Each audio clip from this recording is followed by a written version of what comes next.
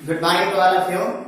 कल हम लोग पिछले क्लास में प्रॉपर्टीज ऑफ डिटर्मिनेंट जिसमें 9 प्रॉपर्टीज डिटर्मिनेंट का पढ़े थे और उसमें कुछ प्रॉब्लम को भी सॉल्व किए थे। केसीसी एक्सरसाइज 6.1 थर्ड का क्वेश्चन नंबर 27 को सॉल्व किए थे। आज कुछ और प्रॉपर्टीज को देखते हैं।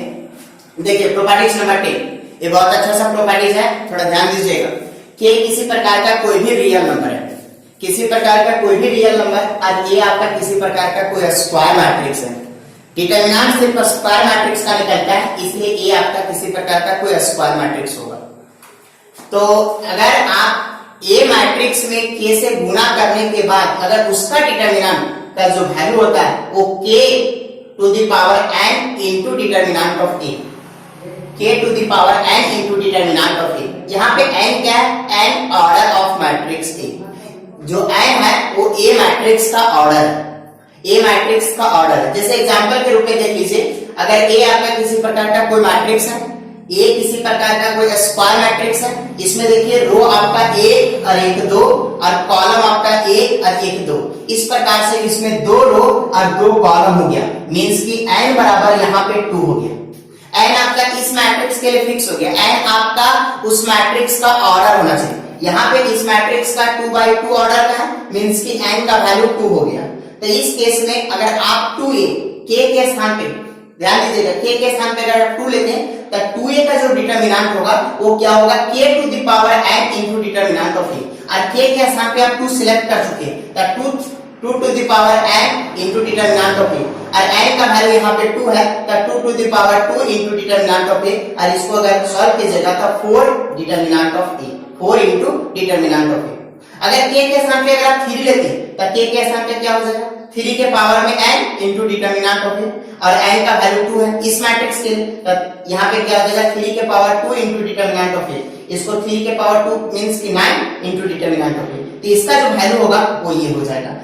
अगर 4a का वैल्यू आप निकालना चाहते हैं, 4a जो मैट्रिक्स बनेगा उसके डिटर्मिनेंट का, तो 4 to the power n into determinant of a, और n का वैल्यू आप 2 फिक्स कर चुके। n क्या होता है? Order of matrix. इस मैट्रिक्स का ऑर्डर 2 है तो 4 के power 2 determinant of a means कि 16 डिटर्मिनेंट ऑफ a। अगर ये मैट्रिक्स अगर 3/3 का हो जाता, अगर ये मैट्रिक्स 3/3 का हो जाता तो यहाँ पे n का वैल्यू 3 हो जाता, फिर यहाँ पे n के स्थान पे 3 पुट होता, यहाँ भी n के स्थान पे 3 पुट होता, n के स्थान पे 3 पुट होता। अगर यहाँ पे ये 4/4 हो जाता तो n का वैल्यू यहाँ पे 4 होगा, तो फिर आपका यहाँ n के स्थान पे 4 पुट करना पड़ेगा, n के स्थान पे 4 पुट करना पड़ेगा, n के स्थान पे 4 पुट करना पड़ेगा। तो इसके बाद अकॉर्डिंग दिस इसका कैलकुलेशन करेंगे। यहाँ पे देखिए ऐसा होता क्यों है, सो थोड़ा सा वहां पे रीजन को एक्सप्लेन कर देते हैं। ये आपका किसी प्रकार का कोई मैट्रिक्स है, ये 3/3 का है, तो अकॉर्डिंग टू प्रॉपर्टीज अगर k a का जो वैल्यू है वो k a का डिटर्मिनेंट निकालते हैं प्रॉपर्टीज के अनुसार, तो ये क्या हो जाएगा? k to the power order कितना है? k to the power n into determinant of a। लेकिन यहाँ पे मैट्रिक्स का जो ऑर्डर है वो 3 है, तो k के power 3 into determinant of a होना चाहिए। ऐसा क्यों होता है इसको देखिएगा, थोड़ा सा समझने का प्रयास कीजिएगा। ये आपका मैट्रिक्स है, अगर k से आप गुणा करें तो k क्या एक प्रकार का नंबर है, और आप लोग बहुत अच्छी तरीके से सीख चुके हैं कि कोई भी मैट्रिक्स में अगर कोई भी नंबर से गुणा करते हैं तो उसके हर एक एलिमेंट में गुणा हो जाएगा। तो k से गुणा कीजिएगा तो इसमें भी गुणा होगा, इसमें भी, इस प्रकार से सभी एलिमेंट में k से गुणा हो जाएगा। तो k से गुणा हो जाएगा, k इंटू ये 1 हम सबका लिखे नहीं है, इस प्रकार से लिखा जा सकता है। अब क्या है कि अगर इसको डिटर्मिनेंट में कन्वर्ट करते हैं तो आप काम क्या कीजिए, ये बन गया आपका R1, ये बन गया आपका R2 और ये बन गया आपका R3। अब काम क्या कीजिए, R1 से आप k कॉमन ले लीजिए, R1 से आप k कॉमन ले लीजिए तो 1 के बाहर आ गए, R2 से आप फिर से k कॉमन ले लीजिए तो 1 के बाहर आ गए, और R3 से फिर से कॉमन ले लीजिए k। अगर R1 से एक बार कॉमन लीजिए, एक बार R2 से कॉमन लीजिए, एक बार R1 से कॉमन लीजिए, एक बार R2 से कॉमन लीजिए, एक बार R3 से कॉमन ले लीजिए, तो इस प्रकार से आपका बाहर में 3 के कॉमन आ जाएगा, और बच क्या जाएगा? यही, ये सेम बच जाएगा, ये आपका जो टर्म है वही पूरा का पूरा बच जाएगा। इस प्रकार से आप क्या लिख सकते हैं? k इंटू k मतलब k टू द पावर 3 और डिटर्मिनेंट ऑफ 3, क्योंकि इसको ये वाला टर्म को डिटर्मिनेंट ऑफ 3। तो इस प्रकार से आप क्या बोल सकते हैं कि k का जो डिटर्मिनेंट होगा वो k to the power 3 into determinant of a के में होगा। एक और प्रॉपर्टीज देखिए, प्रॉपर्टीज नंबर 11। सबसे पहले यहाँ पे समझिए प्रॉपर्टीज नंबर 11 क्या है। थोड़ा सा हम आपको बता दें, अस्क्यू सिमेट्रिक मैट्रिक्स, ऐसे ये मैट्रिक्स का टॉपिक है, वहां पे आपको बताया गया होगा, और अगर नहीं तो यहाँ पे थोड़ा सा देखने का प्रयास कीजिएगा। अस्क्यू सिमेट्रिक मैट्रिक्स एक प्रकार का वैसा स्क्वायर मैट्रिक्स होता है जिसका डायगोनल एलिमेंट 0 होना चाहिए। डायगोनल एलिमेंट, थोड़ा ध्यान दीजिएगा, हम डायरेक्ट बता दें askew symmetric matrix. Askew symmetric matrix वैसे मैट्रिक्स को बोलते हैं जिसमें डायगोनल एलिमेंट 0 होना चाहिए। डायगोनल एलिमेंट 0 होना चाहिए, डायगोनल एलिमेंट 0 होना चाहिए। और क्या है कि जो एलिमेंट यहां रहेगा वही सेम एलिमेंट यहां रहेगा, जो एलिमेंट यहां रहेगा वही सेम एलिमेंट यहां रहेगा, जो एलिमेंट यहां रहेगा वही सेम एलिमेंट यहां रहेगा। लेकिन अगर यहाँ पे प्लस है तो यहाँ पे माइनस होगा, मतलब एक प्लस तो एक आपका माइनस होना चाहिए। इसको अगर सिंबल के रूप में लिखना चाहते हैं तो ए आई जे का वैल्यू माइनस ए जे आई के बराबर होना चाहिए। सिर्फ पोजीशन उल्टा किया गया। अगर यहाँ 1 2 तो यहाँ 2 1 होना चाहिए, यहाँ 1 3 तो यहाँ 3 1 होना चाहिए, अगर यहाँ 2 2 3 यहाँ 3 2 होना चाहिए। लेकिन अगर एक प्लस तो दूसरा माइनस, अगर ये वाला वैल्यू प्लस होता है तो ये माइनस होगा, और अगर ये माइनस होगा तो ये प्लस होगा। इसी को अस्क्यू सिमेट्रिक मैट्रिक्स बोला जाता है। इस पे प्रॉपर्टीज है, बहुत अच्छा सा प्रॉपर्टीज है, थोड़ा ध्यान दीजिएगा। Determinant of every askew symmetric matrix, वैसे अस्क्यू सिमेट्रिक मैट्रिक्स का डिटरमिनेंट, लेकिन कंडीशन अब क्रिएट होता है, वैसा कोई भी अस्क्यू सिमेट्रिक मैट्रिक्स जिसका ऑर्डर है सो ऑड होना चाहिए, मतलब ऑड ऑर्डर का अस्क्यू सिमेट्रिक मैट्रिक्स का अगर डिटरमिनेंट निकालेंगे तो उसका वैल्यू हमेशा 0 होगा। इवन ऑर्डर का नहीं, ऑर्डर, ऑड मींस की जैसे 3/3 का रह गया, 5/5 का रह गया, 7/7 का रह गया, 9/9 का रह गया, 11/11 का रह गया। ऑड ऑर्डर का रहेगा तो, इवन ऑर्डर का रहेगा तब नहीं, ऑड ऑर्डर का रह गया। वैसे स्क्वायर मैट्रिक्स जो ऑड ऑर्डर का रह गया तो उसका अगर आप डिटरमिनेंट निकालते हैं तो उसका वैल्यू हमेशा 0 होगा। आप डायरेक्ट प्रॉपर्टीज ऑफ डिटरमिनेंट से लिख सकते हैं। सबसे पहले ये चेक करते हैं कि इसका ऑर्डर क्या है। तो सबसे पहले देखिए इसमें रो कितना, 1 2 3, कॉलम 1 2 3। इस प्रकार से इसका जो ऑर्डर है वो 3/3, और 3 क्या है, ऑड नंबर है, इसलिए ये अस्क्यू सिमेट्रिक। अब चेक करते हैं कि अस्क्यू सिमेट्रिक मैट्रिक्स है कि डायगोनल एलिमेंट 0, यहाँ plus A minus B plus B minus C plus C, एक प्लस है और दूसरा माइनस है, सेम इस प्रकार से हो गया, सिर्फ एक प्लस और एक माइनस। तो हम लोग डायरेक्ट प्रॉपर्टीज ऑफ डिटरमिनेंट से इसका वैल्यू 0 लिख सकते हैं। कोई स्टूडेंट सोच रहा है सर ये डायरेक्टली कैसे 0 हो गया, तो आप इसको एक्सपेंड करके देखिए, कैलकुलेट कीजिएगा तो आपको 0 ही आएगा। आप अभी ट्राई कर सकते हैं, बाद में कभी भी अगर ऐसा आपको मिलता है तो आप सॉल्व कर सकते हैं। ये क्वेश्चन आपका बुक का है, ध्यान दीजिएगा। ये आपका क्या हो गया, डायगोनल एलिमेंट 0, एक प्लस एक माइनस, एक प्लस एक माइनस, या एक प्लस एक माइनस, ये माइनस और एक प्लस। डायगोनल एलिमेंट 0 सेम, एक प्लस और एक अगर माइनस रह गया, एलिमेंट सेम होना चाहिए। लेकिन अगर एक प्लस दूसरा माइनस, एक प्लस एक माइनस, या एक माइनस दूसरा प्लस, तो वैसे का डिटरमिनेंट हमेशा 0 होता है। लेकिन डिटरमिनेंट 0 तभी होगा जब वह आपका ऑड ऑर्डर का होना चाहिए, और ये भी ऑड ऑर्डर का था, ये भी ऑड ऑर्डर का था, तो डिटरमिनेंट इस प्रकार से 0 हो गया। चलिए अब exercise number 6.1 question number 28 tab third का कुछ क्वेश्चन को सॉल्व करते हैं। थोड़ा सा समझने का प्रयास कीजिएगा। इसको बताने के पहले हम आपको बार बार एक ही चीज बताते हैं कि रो क्या है, कॉलम क्या है। ध्यान दीजिएगा कि इस प्रकार का जो अरेंजमेंट होता है, इस प्रकार से हॉरिजॉन्टली अरेंजमेंट होता है वो रो कहलाता है, वर्टिकली अरेंजमेंट होगा वो कॉलम कहलाएगा। वर्टिकली अरेंजमेंट कॉलम कहलाएगा, हॉरिजॉन्टली अरेंजमेंट रो कहलाएगा। अगर ये पहला रह गया तो इसको R1 बोलेंगे, दूसरा रह गया R2 बोलेंगे, तीसरा रह गया R3 बोलेंगे। पहला रह गया C1 बोलेंगे, दूसरा रह गया C2, तीसरा रह गया C3। ध्यान रखिएगा, इसी से मैक्सिमम क्वेश्चन सॉल्व होगा। यहाँ पे स्टेप को समझिए, ये आपका दिया हुआ है और इतना बराबर आपको इतना प्रूव करना है। यहाँ पे A plus B, B plus C, C plus A, B plus C, जो भी लिखा हुआ इतना बराबर इतना प्रूव करना है। यहाँ पे सब एलिमेंट प्लस प्लस में है और यहाँ पे जो भी एलिमेंट है वो सिंगल है। तो एक कुछ तो दिमाग में आ गया कि ये डबल से सिंगल लाना, मतलब सबट्रैक्ट तो कहीं ना कहीं करना पड़ेगा। थोड़ा सा सोचते जाइएगा। ये आपका क्या है कि डबल में है, प्लस में है, यहाँ पे सिंगल में है, तो डबल से सिंगल लाना मींस कि आपको सबट्रैक्ट करना पड़ेगा। कोई जरूरी नहीं कि अभी करना पड़ेगा, लेकिन ये तो श्योर है कि कभी ना कभी करना पड़ेगा सबट्रैक्ट। लेकिन इतना के बाद ये आपका 2 टाइम्स, तो क्या कुछ किया जाए ताकि 2 गुना आ जाए, क्या कुछ किया जाए ताकि 2 गुना आ जाए, और 2 गुना आ सकता है जोड़ने से। तो सोचिए कि कैसे जोड़ा जाएगा। जोड़ने का वही तरीका, रो और कॉलम, चाहे रो के थ्रू जोड़ के देखिए या कॉलम के थ्रू।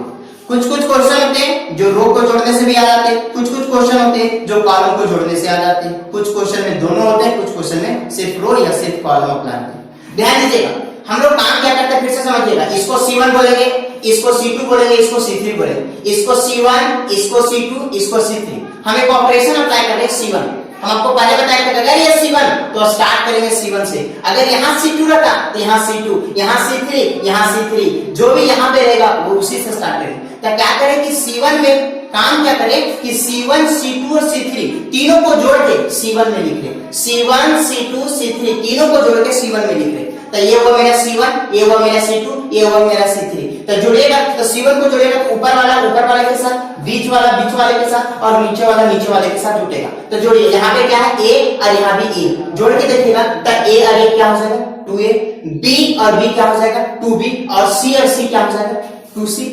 उसी प्रकार से अगर 2 कॉमन ले लेंगे, सब में 2 है, 2A plus 2B plus 2C, अगर 2 कॉमन ले लेंगे तो 2 times of A plus B plus C। उसी प्रकार से यहाँ B और B 2, आपका C और C 2 और A और ये 2, C और C 2, A और ये 2 और B और B 2। इस प्रकार से आपका क्या हो गया कि 2 into A plus B plus C।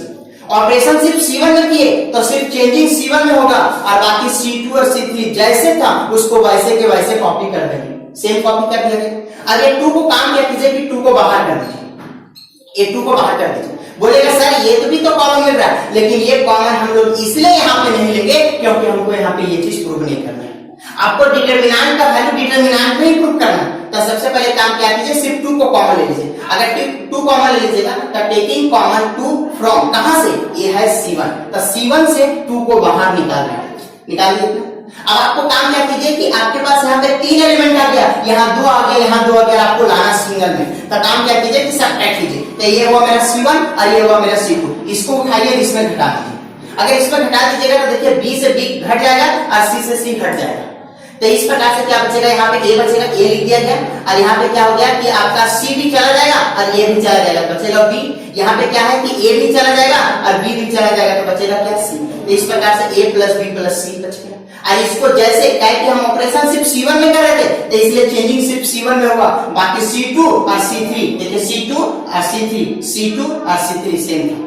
एक तो आ गया, देख लीजिए प्रूफ करने वाला A B C आ गया। अब काम क्या कीजिए, इसको उठा के इसमें अगर घटाने का प्रयास करते हैं तो इसमें तो घटेगा नहीं, क्योंकि इसमें A नहीं है, इसमें B नहीं है, इसमें C नहीं है, इसमें नहीं घटेगा। इसको उठा के इसमें घटा दीजिए। तो बताइए A क्या है C1, A क्या है C2, A क्या है C3। तो C3 में, ये C3 में मतलब तीसरा कॉलम में पहला कॉलम को घटा रहे, तीसरा कॉलम में पहला कॉलम को घटा रहे और उसको C3 मतलब तीसरा कॉलम में लिख रहे। तो इस पर यहाँ C3 का स्टार्ट C3 से करेंगे। अगर यहाँ C1 रहता तो C1 से स्टार्ट करते, C2 रहता तो C2 से, R2 तो R2, R1 तो R1, इस प्रकार से। अब देखिए घटाइए, इसको A चला जाएगा, बचेगा क्या C, B चला जाएगा, क्या बचेगा A, और C चला जाएगा, क्या बचेगा B, मतलब CAB बचेगा, CAB। अब ये भी आ गया, ये भी आ गया। अब इसको उठा के इसमें घटा दीजिए। अगर इसको उठा के इसमें घटाइएगा तो ये है क्या C2 और घटा किसको है C3 को। तो C2 में C3 को घटा दीजिए, C2 में अगर C3 को घटा दीजिएगा तो इसको घटाइए तो C चला जाएगा, A चला जाएगा, B चला जाएगा। इस प्रकार से आपका ये प्रूफ हो गया, इस प्रकार से आपका प्रूफ हो गया। क्वेश्चन नंबर 2 और 3, क्वेश्चन नंबर 2 और 3 जो है वो आपका क्या है, अभी प्रॉपर्टीज बताया गया था आज ही कि अगर कोई भी अस्क्यूसिमेट्रिक मैट्रिक्स अगर रह गया और ऑर्डर का तो उसका वैल्यू हमेशा हमेशा हमेशा 0 होता है, मतलब डिटरमिनेंट का वैल्यू हमेशा 0 होता है। ये क्वेश्चन अभी बताया गया।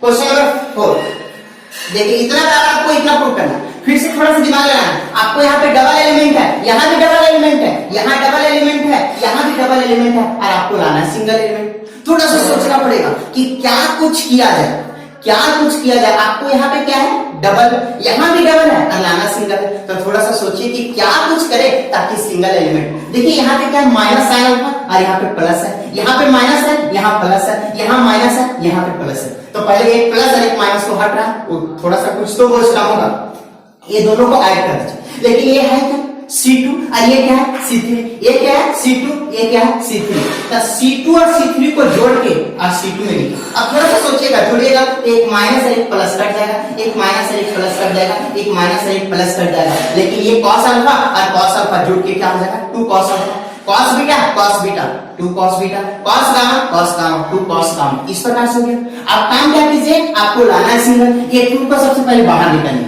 ये 2 को बाहर निकालिए। अगर 2 को बाहर निकाल दीजिए, टेकिंग कॉमन 2 फ्रॉम C2 से अब 2 को कॉमन ले लीजिए। अगर कॉमन ले लीजिएगा तो यहाँ से 2 हट जाएगा, तो 2 हट जाएगा, बचेगा क्या, cos alpha cos beta cos gamma, मतलब cos alpha cos beta cos gamma. और ये जो cos alpha cos beta cos gamma बच रहा है उसको आप C3 में फिर से घटा दीजिए। And C3 equal to C3 minus में C2 में C2 को घटा दीजिएगा तो ये cos अल्फा से cos अल्फा कट जाएगा, ये cos बीटा से cos बीटा कट जाएगा, और cos गामा से cos गामा कट जाएगा, तो बचेगा क्या, साइन वाला बचेगा, sine alpha sign beta sine gamma. इस प्रकार से आपका LHS लिए थे, RHS आपका प्रूव हो गया। क्वेश्चन नंबर 29, क्वेश्चन नंबर 29 समझने का प्रयास कीजिएगा। ऐसे हम आपको बता दें कि अगर कभी भी डिटरमिनेंट में अगर आपको जीरो प्रूव करना हो, कभी भी डिटरमिनेंट में अगर आपको जीरो प्रूव करना हो, तो मैक्सिमम केस में आप ये सोचिएगा कि कैसे आइडेंटिकल बनाया जाए। आइडेंटिकल का मतलब कि कोई भी 2 रो या कॉलम सेम हो जाना चाहिए, चाहे कोई भी 2 रो या 2 कॉलम सेम हो जाना चाहिए। ये क्वेश्चन देखिए 29 का फर्स्ट, इतना इक्वल टू आपको जीरो प्रूव करना है। और विथआउट एक्सपेंडिंग, बिना एक्सपेंड की, अगर एक्सपेंड बोलता तो इसको प्लस माइनस प्लस के साथ। लेकिन अब आपको ये भी थोड़ा बता दे कि अगर इसके अंदर अगर नंबर दिखता है तो आप डायरेक्ट एक्सपेंड करने का कोशिश कीजिएगा। अगर इसके अंदर नंबर दिखता है तो डायरेक्ट एक्सपेंड कीजिए, और अगर नंबर नहीं दिखता है, अगर कोई सिंबल दिख गया alpha beta gamma x y z a b c, तो इसको डायरेक्टली एक्सपेंड करने का कोशिश मत कीजिएगा। कुछ प्रोसेस करने के बाद अगर लास्ट में एक्सपेंड कीजिएगा, 2 जीरो बनाने के बाद एक्सपेंड कीजिएगा, तो क्वेश्चन बहुत इजी वे से सॉल्व किया जा सकता है। लेकिन यहाँ तो हम लोग को पहले बोल दिया कि इसको बिना एक्सपेंड के इसका वैल्यू प्रूव करके दिखाना है कि जीरो होगा। तो सबसे पहले स्क्वायर को एक्सपेंड करते हैं, स्क्वायर को तोड़ते हैं, a माइनस बी का होल स्क्वायर, तो a square b square minus 2ab। फिर इसी प्रकार से इसको a माइनस बी का होल स्क्वायर को तोड़ेंगे, फिर a माइनस बी का होल स्क्वायर को तोड़ेंगे।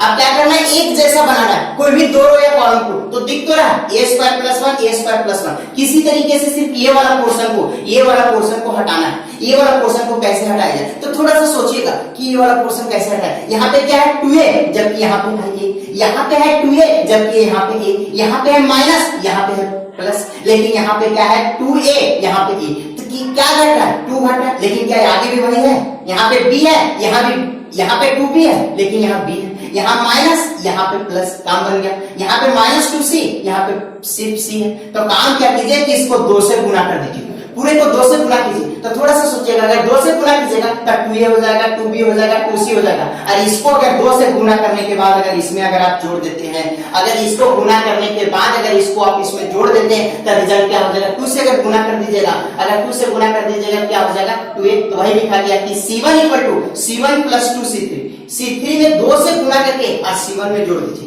तो 2 से गुना कीजिएगा क्या हो जाएगा 2a माइनस का ये प्लस का चला जाएगा, ये माइनस का ये प्लस का चला जाएगा, ये माइनस का ये प्लस का चला जाएगा, तो आपका बचेगा सिर्फ ये वाला पोर्शन और यहाँ पे बचेगा ये वाला पोर्शन। अब देखिए जो C1 में लिखा हुआ है, जो C1 में लिखा हुआ है वही C2 में लिखा हुआ है, जो C1 में लिखा हुआ वही C2 में लिखा हुआ है। और हम लोग प्रॉपर्टीज ऑफ डिटरमिनेंट जिस समय पढ़ रहे थे उसमें बताया गया था कि कोई भी 2 रो या कॉलम अगर एक जैसा हो जाता है तो उसका वैल्यू हमेशा 0 होगा। यहाँ पे C1 और C2 एक जैसा हो गया, मींस के आइडेंटिकल हो गया।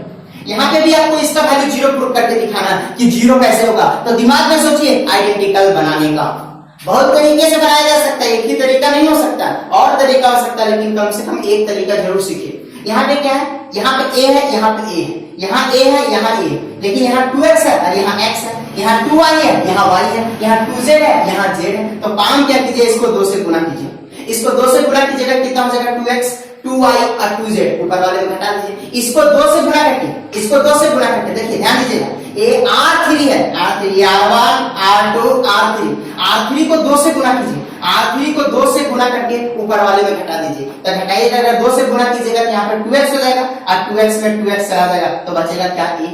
अगर यहाँ पे अगर इसमें 2 से गुना कीजिएगा 2y में 2y चला जाएगा तो बचेगा b, और यहाँ पे 2z में 2z चला जाएगा बचेगा c। इस प्रकार से हम लोग ऑपरेशन सिर्फ R2 में कर रहे थे, तो R2 में चेंजिंग होगा, R1 जैसे लिखा हो वैसे लिख दिए, R3 जैसे लिखा हुआ वैसे लिख दिए। इस प्रकार से ध्यान से देखिए कि जो R2 में लिखा हुआ है वही जो R1 में लिखा हुआ है वही R2 में लिखा हुआ है, जो R1 में लिखा हुआ है वही R2 में लिखा हुआ है, तो दोनों सेम हो गया, इसलिए इसका वैल्यू 0 हो जाएगा। क्वेश्चन नंबर 30 का 1 और 30 का 2 तो सेम क्वेश्चन है, दोनों का प्रोसेस भी सेम है। हम 30 का 1 बता रहे, 30 का 2 आपको सेम प्रोसेस के साथ सिर्फ यहाँ पे आपको डेटा को लिख देना है। यहाँ पे देखिए सबसे पहले क्या है 1 1 1 ए b C C A B, और आपको इतना के बाद आपको ये प्रूव करके दिखाना है कि 1 1 देखिए 1 1 1 1 ए बी सी, लेकिन यहाँ बी सी है और राना आपको ए स्क्वायर, सी ए है और राना बी स्क्वायर है, ए बी और राना सी स्क्वायर है। तो काम क्या कीजिए कि कैसे आ सकता है, तो सबसे पहले इसमें कुछ वैसा टर्म के बारे में सोचिए कि ताकि यहाँ सबको एक जैसा कम से कम बनाया जा सके।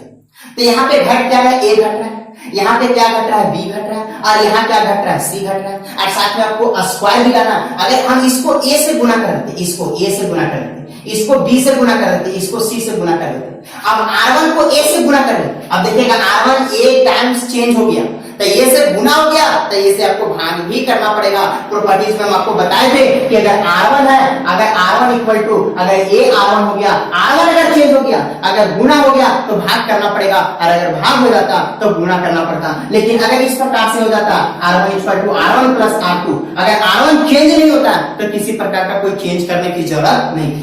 तो यहाँ पे देखिए R1 को A से गुना कीजिए, R1 को A से, R2 को B से, R3 को C से। चले R1 को वही लिखा हुआ R1 equal to A R1, R2 equal to B R2, R3 equal to C R3। चलिए इसको A से गुना कीजिएगा, अगर A से गुना कीजिएगा क्या हो जाएगा, A, यहाँ A से गुना कीजिएगा A स्क्वायर, यहाँ A से गुना कीजिएगा BC और A आ जाएगा ABC। इसको B से गुना कीजिए तो B स्क्वायर, यहाँ B से गुना कीजिएगा तो ABC, यहाँ पे C से गुना कीजिएगा C, यहाँ पे क्या होगा C स्क्वायर, और यहाँ पे हो जाएगा ABC। लेकिन आप काम क्या किए कि गुना किए हैं तो आपको भाग भी करना पड़ेगा। क्यों? क्योंकि R1 में A से चेंज हो गया, R2 B से चेंज हो गया, R3 C से चेंज हो गया। तो इस प्रकार से इसके लिए A से भाग, इसके लिए B से भाग, इसके लिए C से भाग, मतलब टोटल आपको ABC से भाग करना पड़ेगा। अब काम क्या कीजिए इसके बाद यहाँ पे देखिए ABC कॉमन मिल रहा है, C3 में आपको ABC कॉमन मिल रहा है, तो ABC यहाँ से कॉमन ले लीजिए। अगर यहाँ से ABC अगर आप ABC अगर कॉमन ले लेते तो वही लिखा हुआ taking common ABC from C3, ये कट जाएगा। जो ये आना वही चीज आ गया, लेकिन हेरा फेरी है। देखिए यहाँ पे लाना 1 है और यहाँ पे लाना 1 है, यहाँ पे लाना ABC और यहाँ पे लाना A square B square C square. तो आप काम क्या कीजिए कि कॉलम को इंटरचेंज कीजिए। अब आपको बताया गया C1, देखिए सबसे पहले यहाँ पे आपका 1 होना चाहिए, इसलिए इसको उठा के यहाँ पे ले आइए और इसको कुछ पल के लिए उठा के वहां पे ले जाइए। तो आपको बताया गया प्रॉपर्टीज में कि कभी भी कोई भी दो रो या कॉलम, अगर कोई भी दो रो या कॉलम को अगर इंटरचेंज करते हैं, कोई भी दो रो या कॉलम को अगर इंटरचेंज करते हैं तो डिटरमिनेंट का वैल्यू चेंज नहीं करता, लेकिन साइन हमेशा चेंज कर जाएगा। अगर पहले प्लस है तो माइनस हो जाएगा, और अगर पहले माइनस तो प्लस हो जाएगा। यहाँ पे क्या है प्लस, तब वैल्यू हो जाएगा माइनस। अब इसको उठा के इधर ले आइए, देखिए, और इसको यहाँ पे भेज दीजिए। लेकिन फिर भी अभी तक हम लोग टारगेट पे हिट नहीं कर पाए, इसलिए अब क्या है, ये वाला टर्म यहाँ पे, ये वाला टर्म यहाँ पे, तो फिर से एक बार एक्सचेंज कीजिए, इंटरचेंज कीजिए। अगर इंटरचेंज कीजिएगा तो इसको इसके स्थान पे, इसको इसके स्थान पे, इसको इसके स्थान पे, मतलब C2 को C3 के स्थान पे और C3 को C2 के स्थान पे।